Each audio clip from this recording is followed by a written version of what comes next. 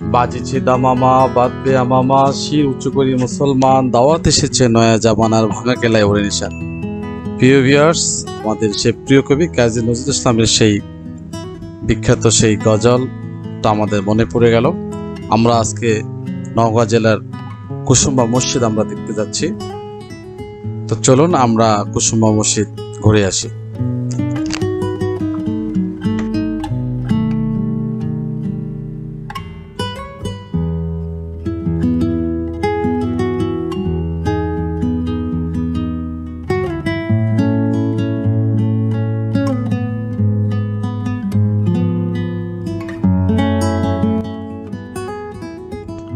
প্রিয় ভিউয়ার্স, আপনারা দেখতে পাচ্ছেন যে আমরা ইতিমধ্যে চলে এসেছি সেই কাঙ্ক্ষিত কুসুম্বা মসজিদে।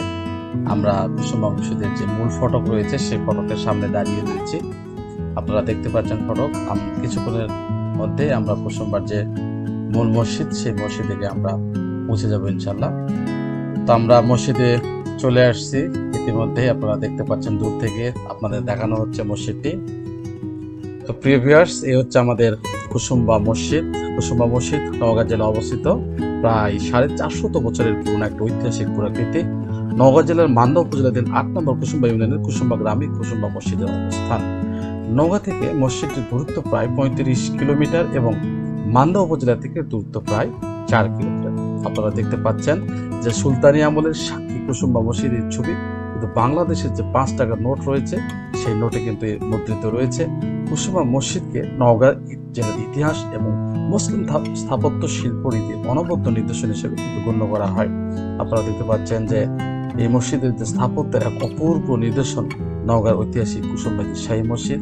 প্রায় 465 বছরের এই পুরাকৃতি পুরোটাই কিন্তু পাথরের মোড়ন আমরা দেখতে পাচ্ছি, দেওয়াল মিনার। তো প্রিয় বন্ধুরা, চলুন আমরা একটু ঘুরে ঘুরে দেখি আমাদের এই কুসুম্বা মসজিদে কি কি রয়েছে। আমরা একটু ঘুরে ঘুরে দেখি।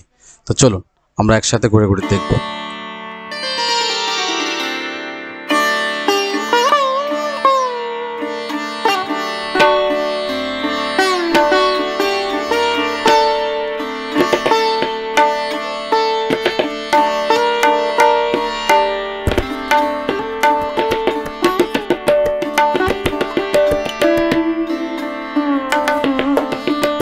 কুসুম্বা মসজিদের ইতিহাস অনুযায়ী জানা যায় যে কুসুম্বা শাহী মসজিদের মূল স্থাপনা নির্মাণ 910 হিজরিতে শুরু হয়। দীর্ঘ 56 বছর পর এই মসজিদের নির্মাণ কাজ শেষ হয় 966 হিজরিতে, অর্থাৎ 1558 খ্রিস্টাব্দে আফগানদের সুর বংশের শেষ দিকের শাসক গিয়াসউদ্দিন বাহাদুর শাহর শাসনামলে এই মসজিদটি নির্মাণ করা হয়। কুসুম্বা মসজিদের উত্তর দক্ষিণে প্রায় 77 বিঘা জমির উপর রয়েছে একটি বিশাল আকার দিঘি। মসজিদের সামনে খোলা প্রাঙ্গণ থেকে একটি পাথর বসানো সিঁড়ি দিঘির পানি পর্যন্ত নেমে গেছে। প্রায় 1200 ফুট এবং 900 ফুট চওড়া দিঘিটি গ্রামবাসী এবং মুসল্লিদের পানির চাহিদা পূরণে ব্যবহৃত হয়।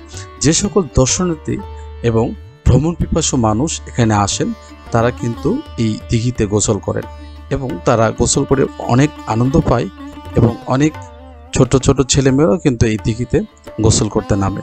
অপূর্ব অনিন্দ সুন্দর একটি দিঘি, প্রায় 77 বিঘা জায়গা জুড়ে দিঘিটি রয়েছে এবং এই দিঘিটির সিঁড়ি কিন্তু অত্যন্ত চমৎকারভাবে বসানো হয়েছে।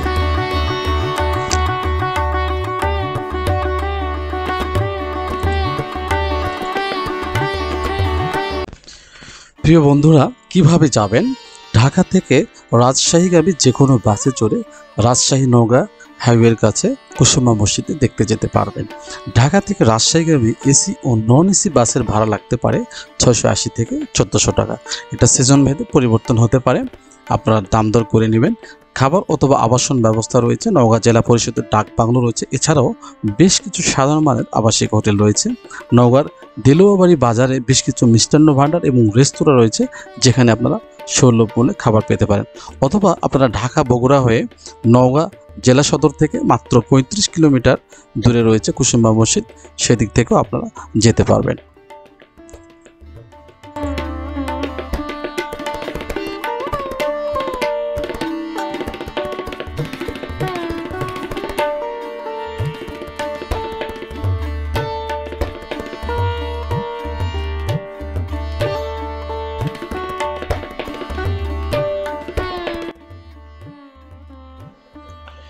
মুসলিম স্থাপত্যের এক অপূর্ব নিদর্শন নওগাঁর ঐতিহাসিক কুসুম্বা শাহী মসজিদ। প্রায় 465 বছরের এই পুরাকৃতি পুরোটাই পাথরে মোড়ানো। দেওয়াল, মিনার এবং গম্বুজে নকশা খোদাই করা অপরূপ সৌন্দর্যের এই মসজিদটি মুসল্লিদের পাশাপাশি প্রতিনিয়ত আকৃষ্ট করছে দেশি বিদেশি পর্যটকদের। 5 টাকার কাগজের নোটে মুদ্রিত এই মসজিদটিকে ঘিরে পর্যটন শিল্পের অপার সম্ভাবনা রয়েছে বলে মনে করছেন সংশ্লিষ্টরা। ইতিহাস অনুযায়ী জানা যায়, আফগানি সুর বংশের শাসক গিয়াসউদ্দিন বাহাদুর শাহের আমলে সুলাইমান নামের এক ব্যক্তি 1558 খ্রিস্টাব্দে কুসুম্বা মসজিদটি নির্মাণ করেন। মসজিদের ভিতরে উত্তর পশ্চিম কোণে তৎকালীন সময়ে কিন্তু বিচার কার্য পরিচালনা করার জন্য উঁচু স্তম্ভের উপর একটি আসন দেখতে পাওয়া যায়। কুসুম্বা শাহী মসজিদে 5 ওয়াক্ত নামাজ আদায় করেন মুসল্লিরা। মসজিদের ভিতরে প্রবেশের পরই নজরে আসে কাজী মঞ্চ। কথিত আছে, একসময় ওই আসনে বসেই বিচার কার্য পরিচালনা করতেন তৎকালীন কাজীরা। মসজিদ ভিত্তিক বিচার ব্যবস্থার যাবতীয় কার্যক্রম হতো এখানেই। কত অপরূপ, কত সৌন্দর্য মসজিদ! আজ থেকে প্রায় 450 বছর আগে এই মসজিদটি সুলতানি আমলে নির্মাণ করা হয়। তার সাক্ষী যেন বহন করছে এখনো। মানুষ দূর দূরান্ত থেকে এই মসজিদটি দেখতে যায় এবং ধর্মপ্রাণ মুসল্লিরা যারা ইমানের আলোয় আলোকিত, তারা সাধারণত এই মসজিদটি দেখতে দূর দূরান্ত থেকে ছুটে আসে। কি সুন্দর ইসলামের নিদর্শন! আজও টিকে রয়েছে সেই নিদর্শনটি। আমরা সেখানে নামাজ পড়লাম এবং শুক্রবারের নামাজ শেষে আমরা ঘুরে ঘুরে এই মসজিদটি দেখলাম। অপরূপ সৌন্দর্য যেন এখনো সেই চিহ্ন বহন করছে। সুন্দর গাঁথুনি, একদম অনিন্দ সুন্দর যেটাকে বলে, এবং যেন যে কারুকার্য দিয়ে তৈরি করা হয়েছে, বড় বড় পাথর দিয়ে তৈরি করা হয়েছে। ইমারতগুলো দেখলে বোঝা যায় যে তাদের সেই স্থাপত্য কৌশল, স্থাপত্য শিল্প কতটা সমৃদ্ধ ছিল, কতটা আধুনিক ছিল, কতটা মননশীল ছিল। তারা, আপনারা দেখতে পাচ্ছেন কত সুন্দর মোজাহিদ করা সেই পাথরগুলো, এবং মসজিদের সামনে পর্যাপ্ত জায়গা রয়েছে, সেখানে মানুষ নামাজ পড়ছে এবং আল্লাহকে প্রাণ ভরে ডাকতে পারছে। আল্লাহর এই স্মৃতি নিদর্শন মসজিদটি আরও যুগ যুগ ধরে বেঁচে থাক, আমরা এটাই প্রত্যাশা করি। এবং এই মসজিদের আরও কিছু তথ্য আপনাদের জানাবো। এর ভিতরে প্রবেশের আগেই নজরে আসে মসজিদের চত্বরে রাখা বাক্স আকৃতির একটি কালো পাথরে। কথিত আছে, এক কৃষক হাল চাষের সময় তার জমিতে এই পাথরটি দেখতে পান। পাথরটি লাঙলে ফলার আঘাতে কিছুটা ভেঙে যায়। পাথরটি জমি থেকে তুলে এনে রাস্তার পাশে রাখা হয়েছিল। উদ্ধারকৃত পাথরের গায়ে তোগরা হরফে আরবি লিপি রয়েছে, আল মালি কুমা হুম মোকাররামা আবুল মুজাফফর হোসেন শাহ বিন সৈয়দ আশরাফ আল হোসেন, অর্থাৎ তিনি শাসক যিনি পরাক্রমশালী ও সম্মান্য অধিকারী। সৈয়দ আশরাফ আল হোসেনের ছেলে আবুল মুজাফফর হোসেন শাহ। এ থেকে বোঝা যায় পাথরটি হোসেন শাহের স্মৃতি বিজড়িত একটি চিহ্ন বহন করছে। প্রিয় বন্ধুরা, আজকে বিদায় নেওয়ার পালা, বিদায়ের সময় হয়ে গেল। আজকে বিদায় নিচ্ছি। অন্য কোনো পর্বে দেখা হবে, অন্য কোনো বিষয়ের উপরে আপনাদের কিছু জানানোর চেষ্টা করছি এবং আপনারা জেনে সমৃদ্ধ হচ্ছেন আশা করছি। আমরা নতুন নতুন কিছু জানবো, নতুন কিছু শিখব, আমরা ঘুরবো, ভ্রমণ করব এবং বাংলাদেশের ইতিহাস এবং ঐতিহ্য সম্পর্কে আমরা জানব। সবার সুস্বাস্থ্য এবং দীর্ঘায়ু কামনা করে আজকের মতো এখানে বিদায় নিচ্ছি। সবাই ভালো থাকবেন, সুস্থ থাকবেন। আল্লাহ হাফেজ। বাংলাদেশ চিরজীবী হোক। হে নামাজি আমার ঘরে নামাজ পড়ো, হে নামাজি আমার ঘরে নামাজ পড়ো। দিলাম তোমার চরণ তলে হৃদয় যাই নামাজ। হে নামাজি আমার ঘরে নামাজ পড়ো।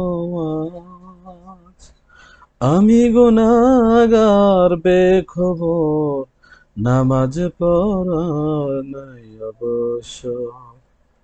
মসজিদেরই পাশে আমার কবর দিও ভাই, মসজিদেরই পাশে আমার কবর দিও ভাই, যেন ঘর থেকেও মুয়াজ্জিনের আজান শুনতে পাই।